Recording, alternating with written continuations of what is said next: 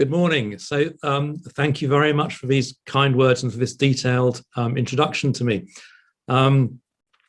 It's London. I'm in London. It's about 6 degrees outside. It's a beautiful day. It's early-ish. It's kind of 9:30, but I'm really very pleased to be here. And in fact, I've been listening in for a bit, for about an hour. And as I was introduced, you heard I was a school teacher for quite a long time, about 13 years here in London. I worked in many schools.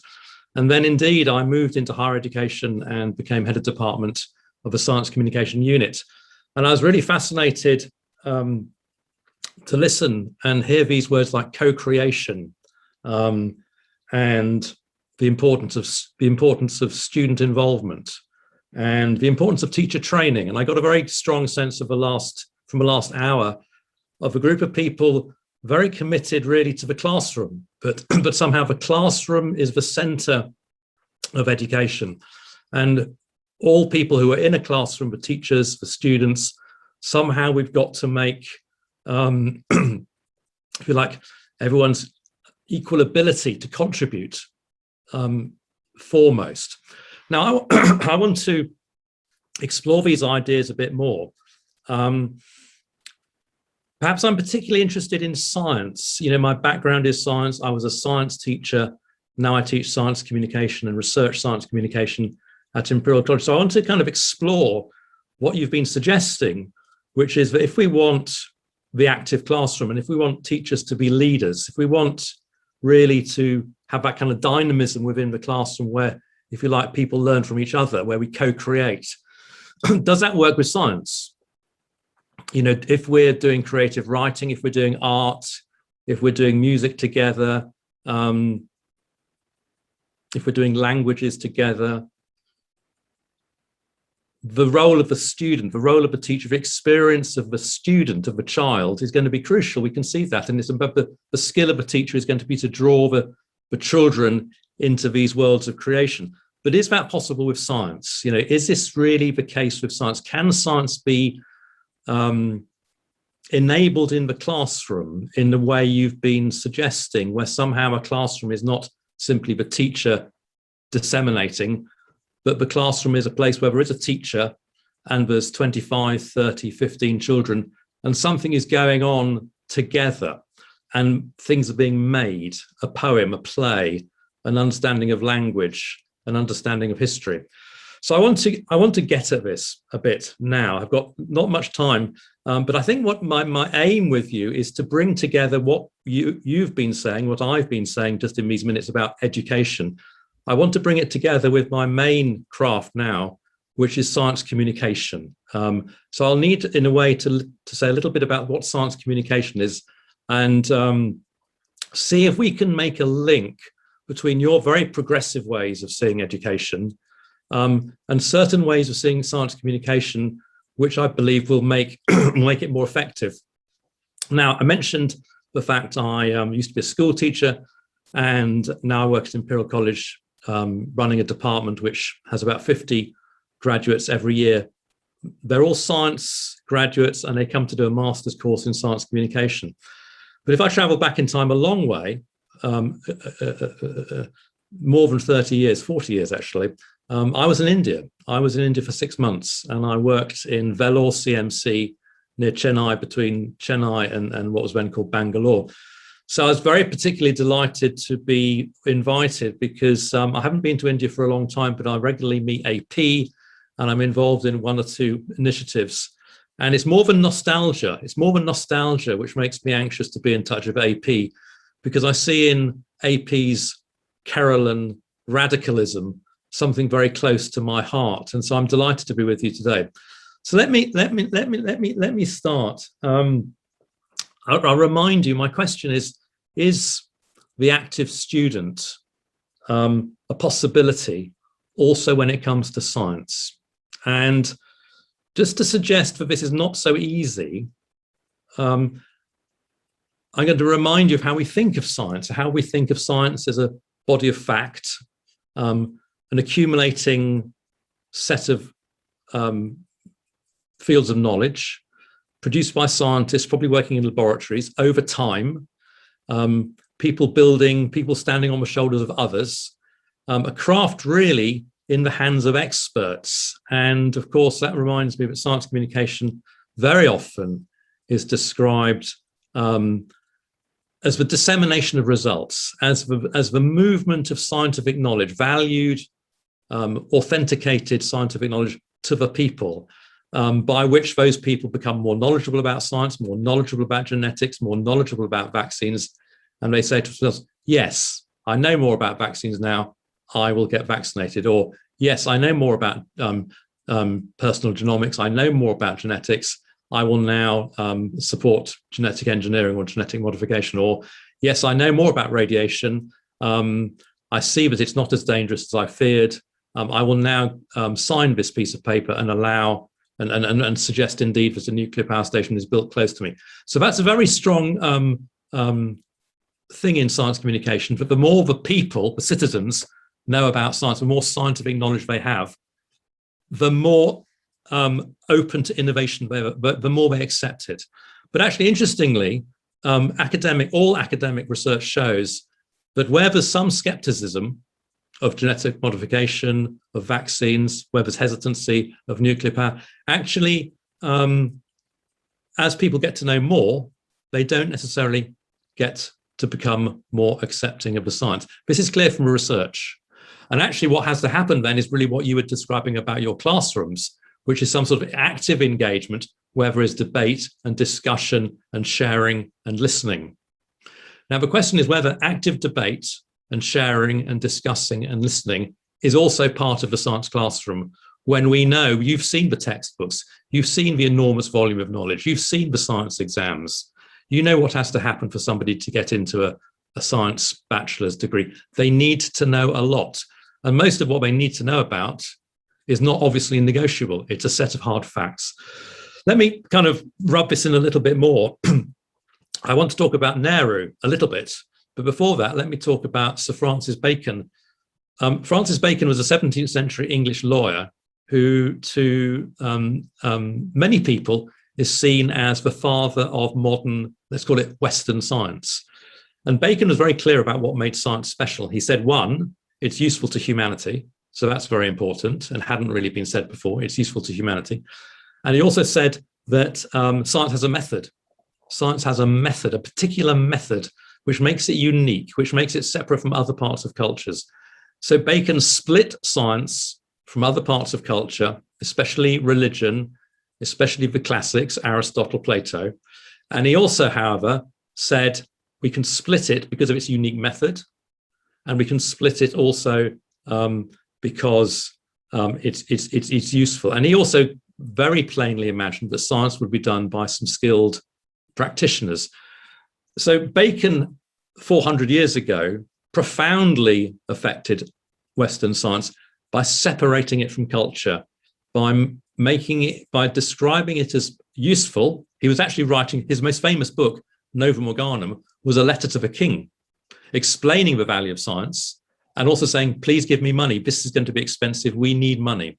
So that's why Bacon is frequently described as a father of modern science. Now, I know a great deal about different sorts of science across the world, and one can think a lot about the scientific history of India. So you should be clear, I'm talking about science of the last 400 years of a Baconian sort. So Bacon saw science as something undertaken, something produced by skilled practitioners, and then really disseminated to the people. And he didn't envisage really the people being involved in this. Let me have another great example of discussion of science. Nehru. You know much more than I do about this, but you know that in the Indian Constitution, in his 1947 book, The Discovery of India, and indeed in many things said about Nehru, he talked about the scientific temper. He talked about the scientific temper. It's not a phrase unique to Nehru, I've been reading, but he certainly is the person most associated with it. And he saw the scientific temper as something that kind of, one might say, is in the Indian mind, spread throughout the continent. He saw the scientific temper as important as you moved out of the Quit India movement, partition, moved into independence. But somehow the scientific temper would be how might you put this, a unifying feature of Indian thought, a cooling feature of Indian thought, a growing feature, the industrial base and innovation. And we all know the many fine kind of scientific institutions set up in India at that point. So we have there this idea of something called the scientific temper. And I think that scientific temper, I mean, Nehru wasn't necessarily citing Bacon, but he saw clearly had a Baconian vision, that science had a kind of aspect of benefit. It had an aspect of separateness. It had an aspect by which if people could learn science, if people could know science, their lives would be improved, the economy would be improved. But the feature was that the scientific temper, scientific knowledge is something really produced by scientists, and it's very much for the people to absorb and agree with. And that, I think, is a point of view which we all have a lot of sympathy with. The idea that somehow scientists paid by the taxpayer should make sure their learning, their knowledge is spread far and wide to the taxpayers, for example, for the benefit of those people. That seems very clear. But so far, nothing I've said really has suggested that science communication or even science teaching is anything other than the spread of knowledge. And one thinks, therefore, of a science teacher as standing at the front of a class with a great weight of knowledge to disseminate to the students. But of course, as well as I do, that's not how a good classroom works. As well as I do that the good classroom is one where the students are involved. So what are they involved with when it comes to science? How can a science student be contributing? Now, that's a question I'm going to leave you with. How can the science student contribute to the science classroom, to science, in the same way that when I teach science communication to my students here at Imperial College, these are all science graduates, remember, I say, look, you must ask yourself, how can the people, the citizens, the public, how can they contribute to science? How can they contribute to the development of science? How can they assist innovation? What has to happen? Now, moving on, I've now set up, I hope in your minds, a slight paradox that you've got an image of science, which is a huge body of facts, evaluated, adjudicated, agreed by a professional class of people, the scientists. But somehow the science is of no value until it's been communicated, until it's been turned into a product, until it's, if you like, with the people. But I think we know, if we didn't know before, from COVID, and I could be talking about India or America or Great Britain, the COVID pandemic, you just cannot call it simply a scientific problem. Of course, there's a lot of science involved, the manufacture of vaccines, for example, the understanding of a spike protein, the understanding of gene expression. But you simply cannot describe the pandemic as a problem of science. It's you might call it a socio-scientific problem, inseparable. And I'm sure you have, as much as we have, a big debate about vaccine hesitancy. And there's a huge amount of research going on about vaccine hesitancy now. And yes, there are some people who are simply immovable in their opposition to vaccines. But there are very many people who are hesitant about vaccines for a real range of problems, which don't strike one as very extreme. They may not trust the state too much. They may have vague ideas about vaccines being developed too quickly. I was listening to a program on the BBC the other day where someone phoned in and said, I'm not going to have my booster jab until I know that these vaccines have been spread more fully throughout the African continent. And 2 days later, we had the new Omicron variant.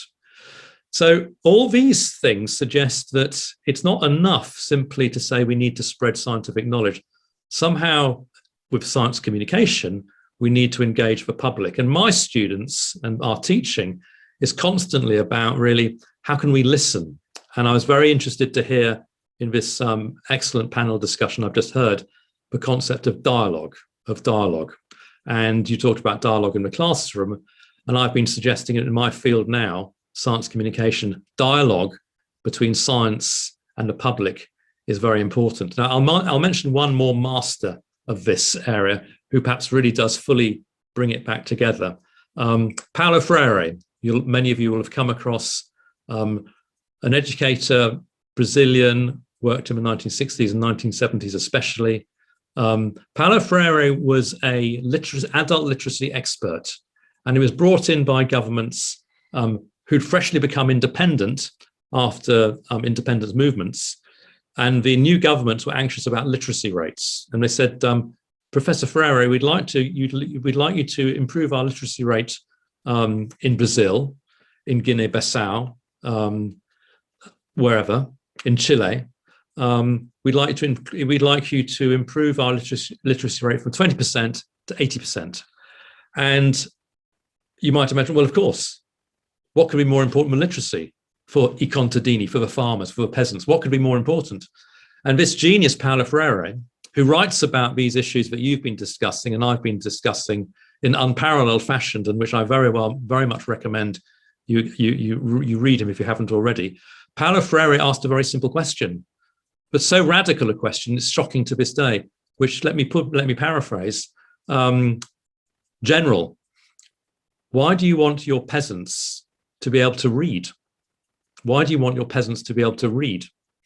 And of course, what Freire was getting at, or another question, General, why do you want your peasants to understand and use the latest innovation in agronomy or agriculture? Why do you want this? And of course, what Freire was getting at was literacy, adult literacy, was a way the center of a state could spread into the periphery of these gigantic new countries via technology. And Freire called it extension. Now, Freire made the second point, which I think is very relevant to where you've been talking about your classrooms, and the way is very relevant to the way I'm talking about science communication. He made this second point, a beautiful point, a wonderful point, which is that actually, yes, reading is tremendously important. And we could say the same about scientific knowledge. Scientific knowledge is tremendously important. And Freire being a great thinker, he used phrases in a way that I never could. But for example, Freire would talk about becoming more fully human, becoming more fully conscious. He saw that reading and science, if it was part of you, if you grew with the science, if you grew with the reading, if it was part of your world, in your village, in your small town, if the literacy, if the science, if the agricultural knowledge somehow became part of you, then it would be of tremendous power.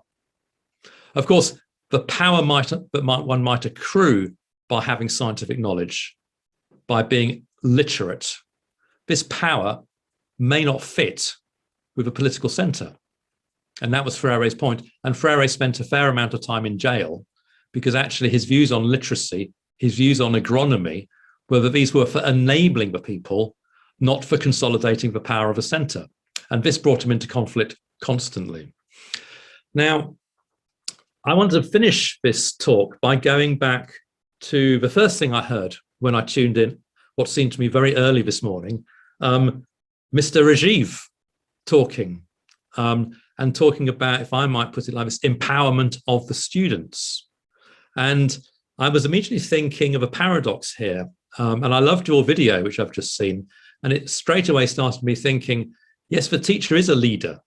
And I suppose I want to end my few words just by trying to imagine what kind of teacher we want, who can, if you like, move beyond Bacon and see active science engagement as part and parcel of the classroom. In a sense, I suppose I'm saying there's a paradox. There's a paradox between the teacher as leader, running things, the center of attention, with things to say, and the same teacher in the same classroom not being a leader, standing back. And actually, I know from my own experience, and I know from listening to you, I'm sure you agree with me completely. There are a few things more wonderful in a classroom than when you've set things up nicely, you're well organized, and you stand back and the children work. And it's almost as if by some kind of magic, they're working, they're completely confident, they're secure, they're discussing around their tables. It might be a poem, it might be a drama, but it might be science. And you've all had that experience, and you know very well, you know, after 10 minutes, after 20 minutes, suddenly in your classroom, you can stand back and the children are talking and they're sharing ideas, and they're then engaged probably in what Ferreira thought was so important. They're using the learning you've brought as a teacher and bringing them into their lives. And that can happen in science just as much as it can happen in drama and poetry. Now, what sort of, you mentioned, Rajiv also mentioned this important point. He said, but not enough budget goes into the training of teachers. And we have exactly the same problem here in the United Kingdom. I'm a governor of a school, and I'm constantly saying, how are you training your teachers? And the problem really is there's not enough time. And actually, there may not be enough money either, but there's just not enough time given to this. And just to finish with Paulo Ferreira, when you read him, one of the most fascinating things he said about dialogue, about this mood of teaching I'm talking about, this mood of science communication, where the citizenry are enabled, he said, it takes time. And he said, the people who criticize him always say, we don't have time to do this. We've got to meet our quota. We've got to get people learning. We've got to get this. We need to be in a hurry. And this is everywhere, isn't it? And people often say that about science too. We're in a hurry. The future is in our bones. Move aside. Let me through. I have the facts. Whereas what you're talking about, Rajiv, teacher training, enabling, co-creation, sharing, listening, this takes time. And one of the things Ferreira wrote most movingly about was time, how long it takes. Because actually, when you have conversation, it takes time. So what should, what can I recommend then? The leader, non-leader, the teacher who can stand back, whether we're talking about Chennai or Colchester, whether we're talking about Mumbai or Manchester, the teacher who can stand back. I see four things really to reassure you, in a way, my words now about why teachers are important. One, the teacher must have authority. Now, actually, I don't mean must be dictatorial, must be strict, must be autocratic. To have authority as a teacher, as you all know, is really just to believe that you're in the right place when you're in a classroom. I know why I'm in this classroom. I should be here.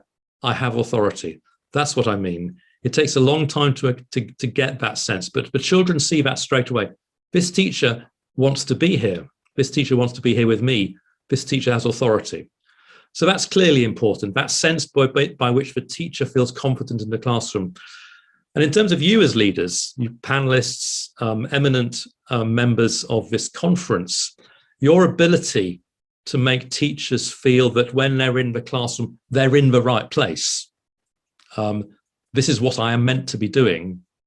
That's one of the most important things to achieve, I think, as for you as leaders.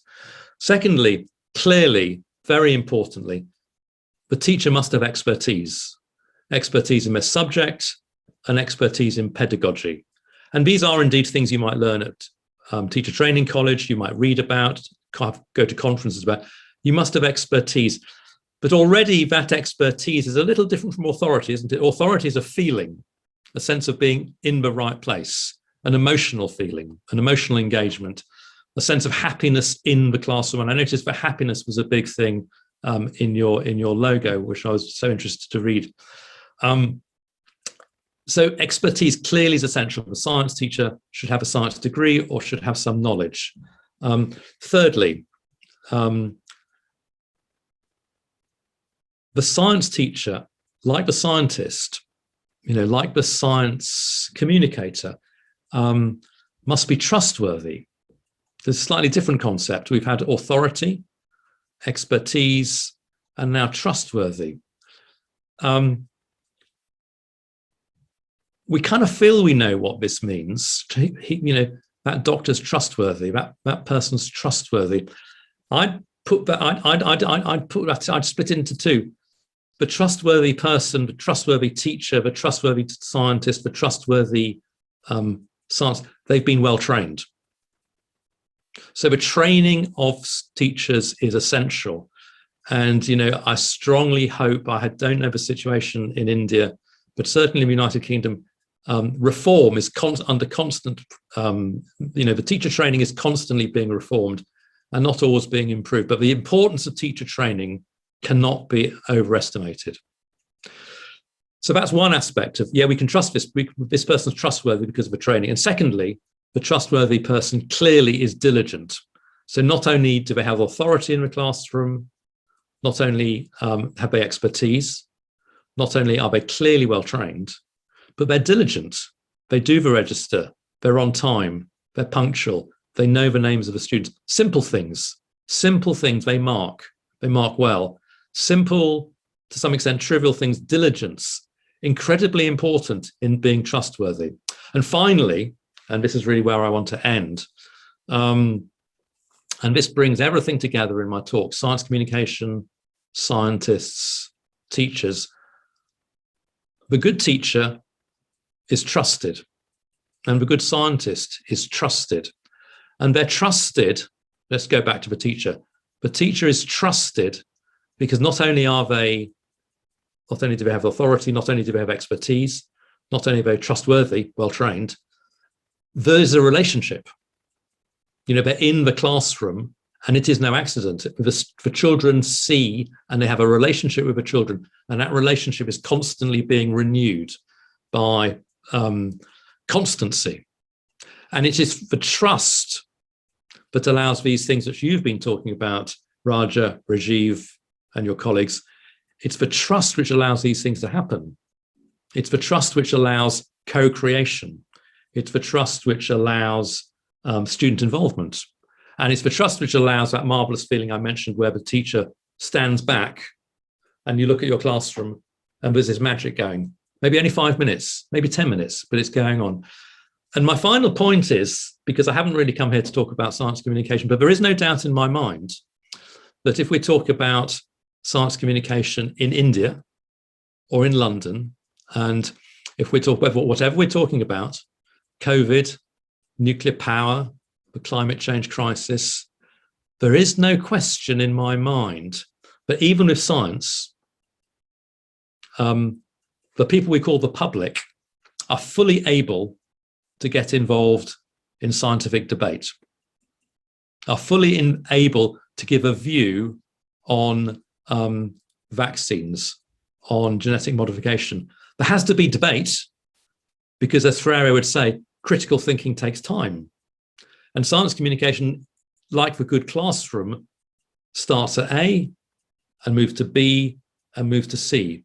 And as you work together and listen and dialogue and debate, the critical thinking, the critical understanding will improve. So if a person who is vaccine resistant, in the end takes the vaccine, not through compliance, but because they've been in a kind of process of understanding. And I think that is the essence, really, of scientific innovation. But actually, you won't get scientific innovation. And really, this brings me back to Nehru. Nehru was right, the scientific temper. But he might have been surprised to hear what I'm saying, which is for the scientific temper to produce scientific innovation, it means that science must, if you like, turn society into a kind of classroom where you have leaders and listeners and talkers and debaters. And that, just as in a classroom, will move the learning on and move the science learning on. So that's how it will work in science communication. And I have many conversations with AP about this. How can you discuss science among people who don't have even basic science qualification? But actually, everybody's got a view about having a jab in the arm. Everybody's got a view about pollution. Everybody's got a view about the safety of their children. Everybody's got a view about their diet. There's nothing, in a sense, more intimate than science of a Baconian sort. When Bacon said science must be useful, he also kind of said it must be intimate about food, about health, about the air, about the safety of our children. And it's because it's so intimate, of course, that people will begin to talk as long as they haven't been silenced.